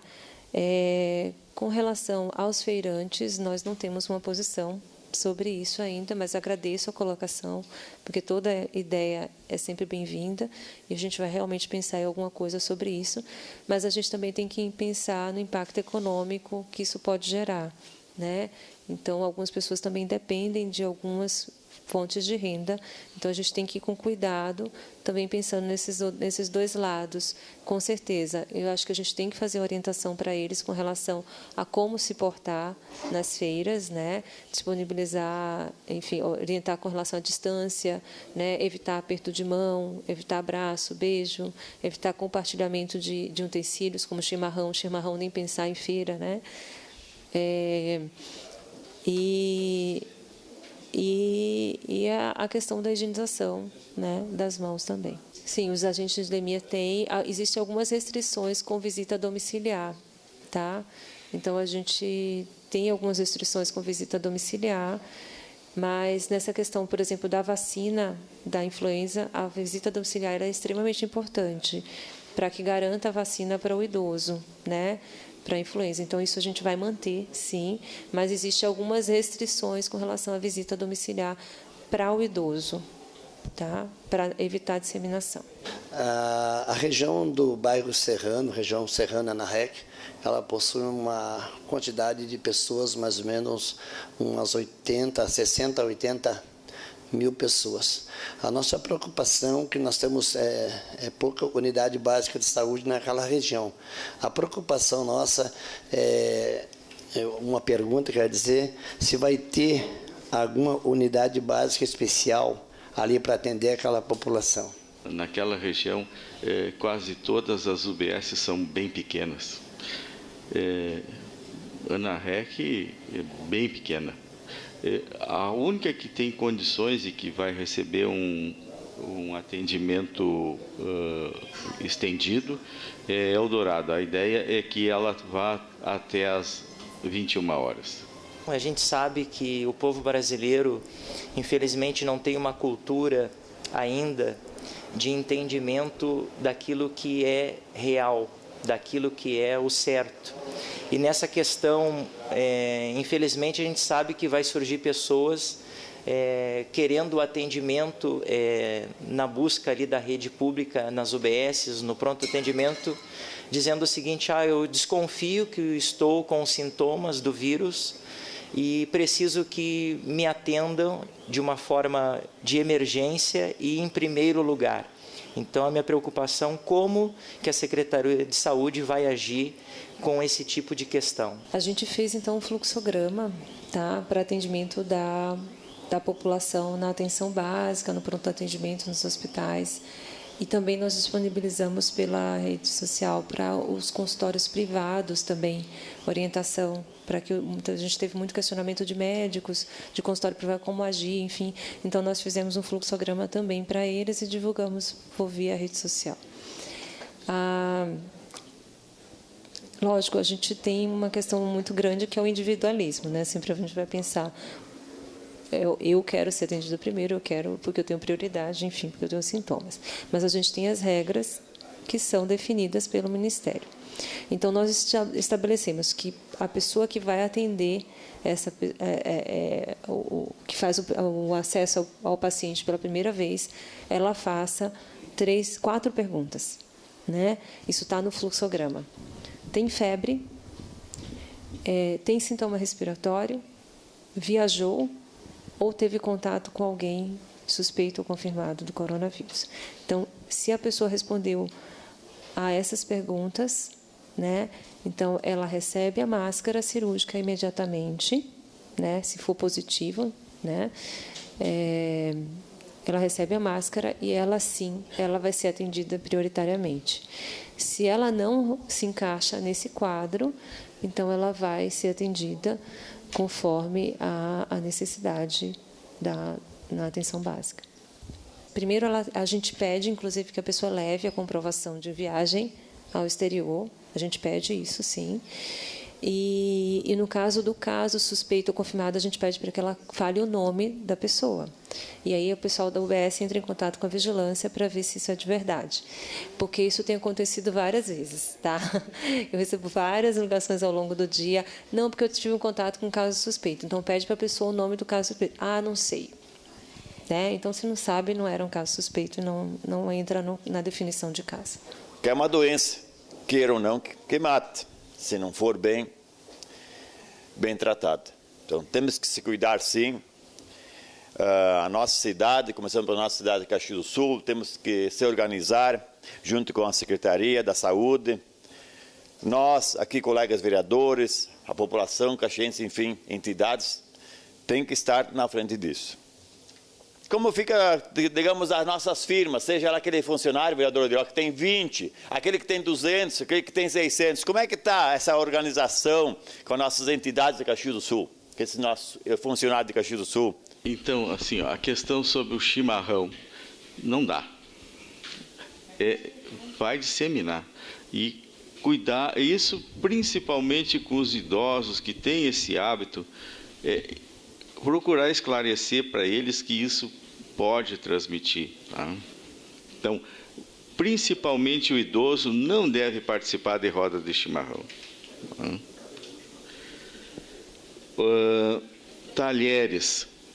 Normalmente, a higiene que é feita nos talheres, nos restaurantes, eles são fiscalizados, são orientados. Isso é suficiente para eliminar o vírus. Não tem essa preocupação.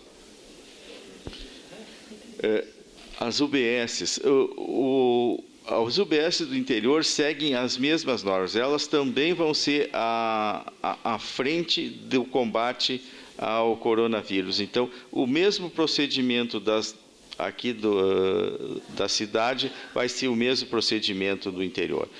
Tá? Os agentes comunitários, eles são orientados, aquele idoso que tem muita comorbidade, mas que está bem, a evitar visita. Vão ser orientados e são orientados a restringir visita a idosos, a não ser que tenha alguma intercorrência, algum problema para realmente ele ver. Festas, a mesma coisa que a gente já falou.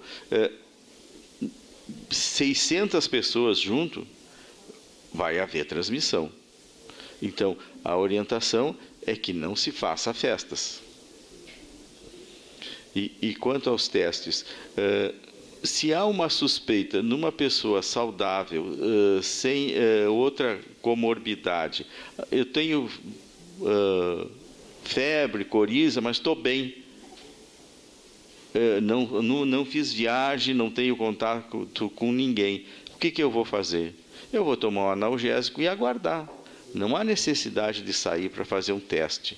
Porque se tiver positivo, a pessoa está bem, o que ela vai fazer? Ficar em isolamento em casa, normal. Não vai receber nenhuma medicação, nada de diferente.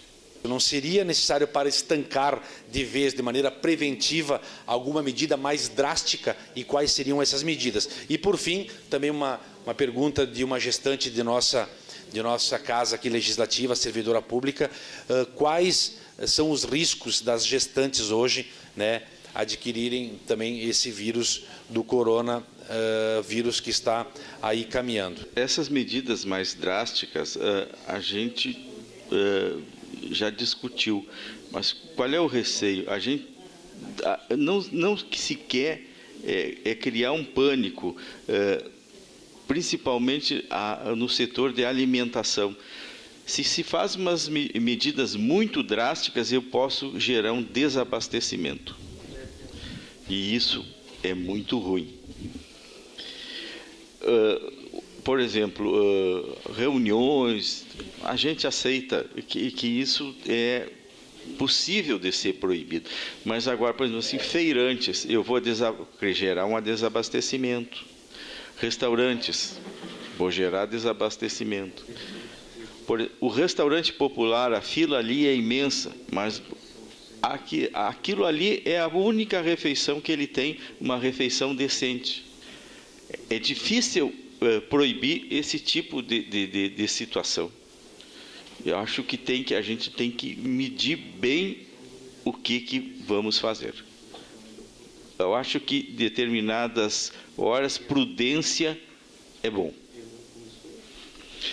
Quanto às gestantes, não existe nenhum estudo que tenha uma transmissão vertical, ou seja, da mãe para a criança. Por enquanto, não tem nenhum estudo sobre isso. É discutível. Ou se isso passa ou não pelo leite. Pergunta que eu lhe faço: água sanitária talvez não seria um substituto na ausência do álcool, né? Outra preocupação é rodoviária. Eu sei que o transporte urbano está sendo tomado algumas providências, mas nós temos a estação rodoviária, ônibus que vem interurbano de outros municípios e também o transporte privado que transporta um número muito grande de pessoas todo dia. O transporte público, a rodoviária, realmente é um problema. Porque eles chegam, muitas vezes o ônibus só faz escala aqui, não tem condições de limpar. Isso é um problema que nós vamos ter que estudar como vamos fazer isso. Porque é mais difícil de lidar. O transporte público da cidade, a gente consegue controlar isso, mas o outro, já intermunicipal, é bem mais difícil. Basicamente, e os supermercados também. Esse tem fiscalização e é mais fácil orientar também. Então, o que eu gostaria que ficasse a mensagem, que isso fosse transmitido à população. A única forma de combater esse vírus é medidas de contenção. Não existe nenhum medicamento no momento para combater esse vírus. Não existe nenhum estudo clínico bem feito dizendo, não, dá para usar esse medicamento nessa dosagem. Não tem.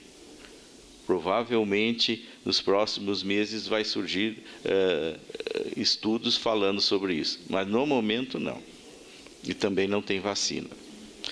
Então, assim, a única maneira de combater isso é evitar a disseminação do vírus. Gostaríamos de agradecer muito o secretário municipal da Saúde, o senhor Jorge Olavo Castro, também a infectologista que esteve até há pouco com nós, doutor André Dalbó.